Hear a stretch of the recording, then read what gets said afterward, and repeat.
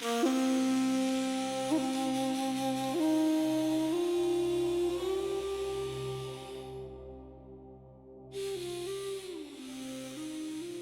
কিরকম ভাবে বেঁচে আছি তুই এসে দেখে যা নিখিলেশ। এই কি মানুষ জন্ম, নাকি শেষ পুরোহিত কঙ্কালের পাশা খেলা? প্রতি সন্ধ্যাবেলা আমার বুকের মধ্যে হাওয়া ঘুরে ওঠে, হৃদয়কে অবহেলা করে রক্ত।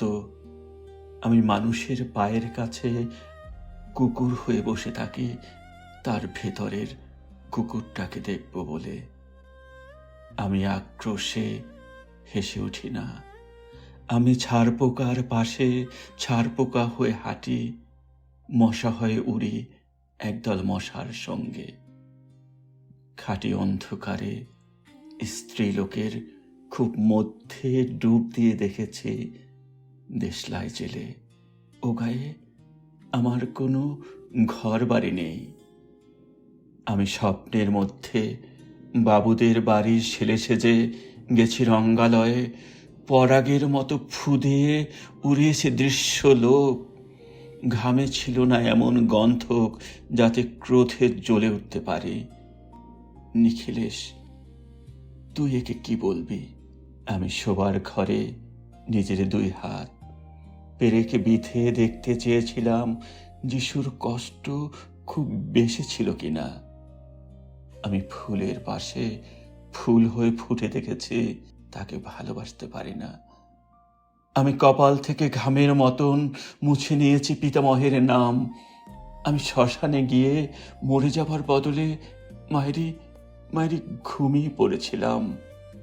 নিখিলেশ, আমি এই রকম ভাবে বেঁচে আছি। তোর সঙ্গে জীবন বদল করে কোনো লাভ হলো না আমার। একই নদীর তরঙ্গে ছেলেবেলার মতো ডুব সাঁতার, অথবা চশমা বদলের মতো কয়েক মিনিট আলোড়ন, অথবা গভীর রাত্রে সঙ্গম নিরত দম্পতির পাশে শুয়ে পুনরায় জন্ম ভিক্ষা। কেননা সময় নেই। আমার ঘরের দেয়ালের চুন ভাঙা দাগটিও বড় প্রিয়। মৃত গাছটির পাশে উত্তরের হাওয়ায় কিছুটা মায়া লেগে আছে। ভুল নাম ভুল স্বপ্ন থেকে বাইরে এসে দেখি ওই পোকায় খেয়ে গেছে চিঠির বান্ডিল। তবুও অক্লেশে হলুদকে হলুদ বলে ডাকতে পারি। আমি সর্বস্ব বন্ধক দিয়ে একবার একটি মুহূর্ত চেয়েছিলাম, একটি ব্যক্তিগত জিরো আওয়ার। ইচ্ছে ছিল না জানাবার এই বিশেষ কথাটা তোকে। তবু ক্রমশই বেশি করে আসে শীত। রাত্রে এরকম জলতেষ্টা আর কখনো পেত না। রোজ অন্ধকারে হাত টের পায় তিনটে ইঁদুর। ইঁদুর না মশিক? তাহলে কি প্রতীক্ষায় আছে অদূরে সংস্কৃত শ্লোক? পাপ ও দুঃখের কথা ছাড়া আর এই অবেলায় কিছুই মনে পড়ে না।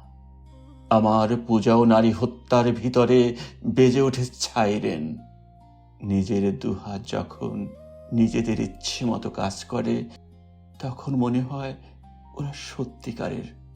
আজকাল আমার নিজের চোখ দুটো মনে হয় এক পলক সত্যি চোখ। এরকম সত্য পৃথিবীতে খুব বেশি নেই আর।